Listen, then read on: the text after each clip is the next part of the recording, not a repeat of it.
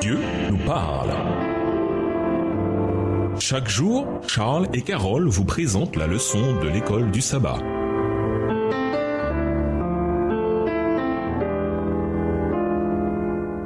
Bienvenue dans votre émission. Dieu nous parle. Nous voilà au lundi 10 octobre. Peau pour peau, la bataille continue. Job 2, les versets 1 à 3, commence en répétant quasiment mot pour mot une partie de Job 1, les versets 6 à 8. Le grand changement, c'est la dernière partie de Job 2, le verset 3, quand le Seigneur lui-même déclare combien Job a été fidèle malgré toutes les catastrophes qu'il a dû affronter. Ainsi, au moment où l'on arrive à Job 2, le verset 3, il semble que les accusations portées par Satan se soient révélées fausses. Job est demeuré fidèle à Dieu et ne l'a pas maudit, contrairement à ce que Satan avait prédit. Lisons Job 2. Que se passe-t-il ici dans ces textes? Que signifie le fait que ces fils de Dieu soient présents dans Job 1 et 2 comme témoins du dialogue entre Dieu et Satan? Job 2.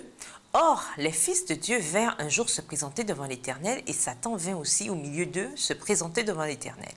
L'Éternel dit à Satan, « D'où viens-tu » Et Satan répondit à l'Éternel de parcourir la terre et de m'y promener. L'Éternel dit à Satan, « As-tu remarqué mon serviteur Job ? Il n'y a personne comme lui sur la terre. C'est un homme intègre et droit, craignant Dieu et se détournant du mal. Il demeure ferme dans son intégrité et tu m'excites à le perdre sans motif. » Et Satan répondit à l'Éternel, « Peau pour peau, tout ce que possède un homme, il le donne pour sa vie. Mais étends ta main, touche à ses os et à sa chair, et je suis sûr qu'il te maudit en face. » Verset 6. L'Éternel dit à Satan, « Voici, je te le livre, seulement épargne sa vie. » Et Satan se retira de devant la face de l'Éternel, puis il frappa Job d'un ulcère malin, depuis la plante du pied jusqu'au sommet de la tête. Et Job prit un tesson pour se gratter et s'assit sur la cendre. Sa femme lui dit, « Tu demeures ferme dans ton intégrité. Maudit Dieu et meurs. » Mais Job lui répondit, « Tu parles comme une femme insensée. Quoi? Nous recevons de Dieu le bien et nous ne recevrions pas aussi le mal? » En tout cela, Job ne pécha point par ses lèvres. Verset 11. Trois amis de Job, Eliphaz de Théman, Bildad de Shoua et Tsora de Naama, apprirent tous les malheurs qui lui étaient arrivés. Ils se concertèrent et partirent de chez eux pour aller le plaindre et le consoler.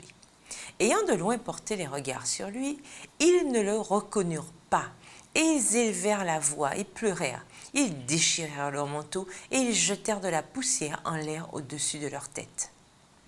Et ils se tinrent assis à terre auprès de lui 7 jours et 7 nuits, sans lui dire une parole, car ils voyaient combien sa douleur était grande.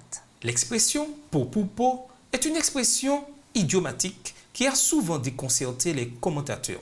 Pourtant, l'idée est la suivante. S'il arrive quelque chose à la personne de Job, on verra où sa loyauté se situe vraiment. Brisons le corps de Job et voyons ce qui arrivera. Chose intéressante, rien n'arrive dans le vide non plus. Les deux exemples du conflit au ciel, tel qu'il est révélé ici dans le livre de Job, ont lieu dans une situation de réunion entre ces intelligences célestes et Dieu. Satan fait ses accusations publiquement, c'est-à-dire qu'il les porte devant ses autres êtres. Cette idée colle parfaitement avec ce que nous savons du grand conflit. C'est une affaire qui se déroule devant l'univers entier. Voir 1 Corinthiens 4, le verset 9, Daniel 7, le verset 10, Apocalypse 12, les versets 7 à 9. Mais le plan de la rédemption avait un but bien plus vaste encore que le salut de l'humanité. Ce plan n'était pas seulement destiné à faire respecter la loi de Dieu par les habitants de notre petite planète, il s'agissait de justifier le caractère de Dieu devant les habitants des autres mondes.